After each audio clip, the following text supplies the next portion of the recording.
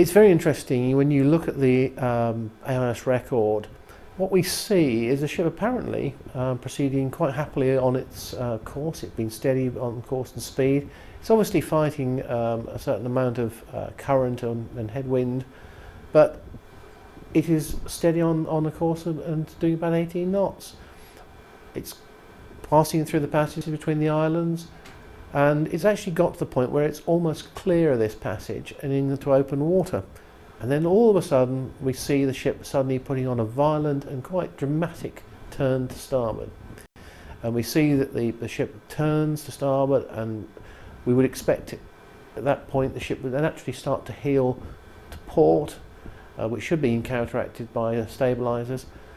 But something happens, and within 3 minutes she's round 110 degrees and she's apparently stopped in the water. No other indications of why this happens, but she stopped in the water, and from that point onwards we see her drifting slowly to the north with the tide and current, and it's obvious that the ship is completely powerless. And it's just the suddenness, the violence of this manoeuvre. We can't tell from the AIS report what exactly has happened, why they suddenly went to starboard.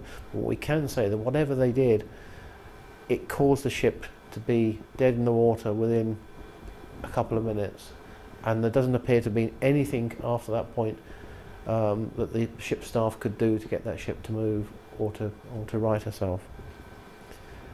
We also were able to overlay on this AIS track the timeline as recorded by the conversations between the ship and the shore authorities. And again, we see that very shortly after she's completed the turn, she's starting to drift, they come up and they make their first report to the shore authorities. But at that point they mention that the crew on the bridge are having difficulty standing up and basically holding on.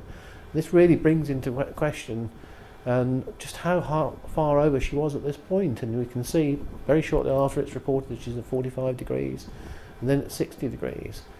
And with a deck at that level, it's very, very difficult for people on board to move around, to do anything effective. And I think it just shows how powerless they were once this had happened, and it does beg into question what they could have done to resolve it.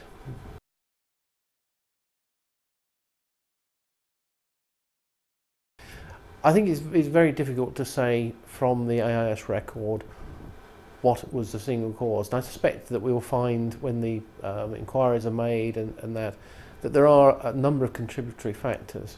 What certainly seems to be the case is that whatever happened, that the turn to starboard, even at the rate it was taking place, should not have resulted in the ship pitching over as she did on tide, which does tend to suggest there was some problem with stability. Whether that was caused by loading, or ship design, or modifications, I suspect will not be known until all aspects have been examined.